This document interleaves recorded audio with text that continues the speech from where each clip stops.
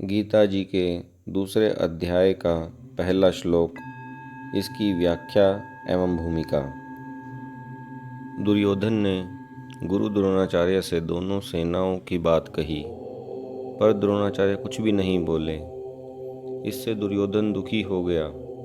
तब दुर्योधन को प्रसन्न करने के लिए उनके पितामह भीष्म ने जोर से शंख बजाया। भीष्म जी का शंख बजने के बाद कौरवों और पांडवों के शंख बजे। इसके बाद श्री कृष्ण अर्जुन संवाद प्रारंभ हुआ। अर्जुन ने भगवान से अपने रथ को दोनों सेनाओं के मध्य खड़े करने के लिए कहा। भगवान ने दोनों सेनाओं के बीच में भीष्म, द्रोण आदि के सामने रथ को खड़ा कर दिया और अर्जुन से कुरुवंशियों को देखने के लिए कहा।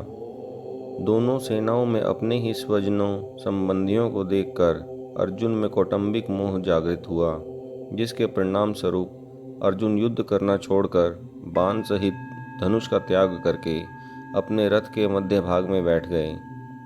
इसके बाद विषाद मग्न अर्जुन के प्रति भगवान ने क्या कहा, यह बात धृतराष्ट्र को सुनाने के लिए संजय दूसरे अध्याय का विषय प्रारंभ करते हैं। संजय उवाच। तम तथा कृपयाविष्टम् अश्रुपूर्णाकुलेक्षणं विषीदन्तमिदं वाक्यम् उवाच मधुसूदन। व्याख्या। तम तथा कृपयाविष्टम्।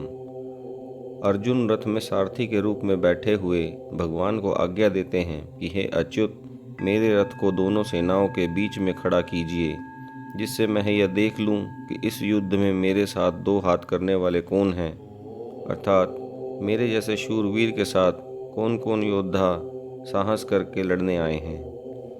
अपनी मौत को सामने दिखते हुए भी मेरे साथ लड़ने की उनकी हिम्मत कैसे हुई। इस प्रकार जिस युद्ध में युद्ध के लिए इतना उत्साह था, वीरता थी, वे ही अर्जुन दोनों सेनाओं में अपने कुटुंबियों को देखकर उनके मरने की आशंका से मोहग्रस्त हो गए और इतने शोकाकुल हो गए कि उनका शरीर शिथिल हो रहा था, मुख सूख रहा था, शरीर में कपकपी आ रही थी, रोंगटे खड़े हो रहे थे, हाथ से धनुष गिर रहा था, त्वचा जल रही थी। अर्जुन ने यह भी कहा, खड़े रहने की भी शक्ति नहीं है और मन भ्रमित भी हो रहा है। बड़े आश्चर्य के साथ संजय यही भाव उपयुक्त पदों से प्रकट कर रहे हैं। पहले अध्याय के 28वें श्लोक में भी संजय ने अर्जुन के लिए कृपया पर्याविष्टम पदों का प्रयोग किया।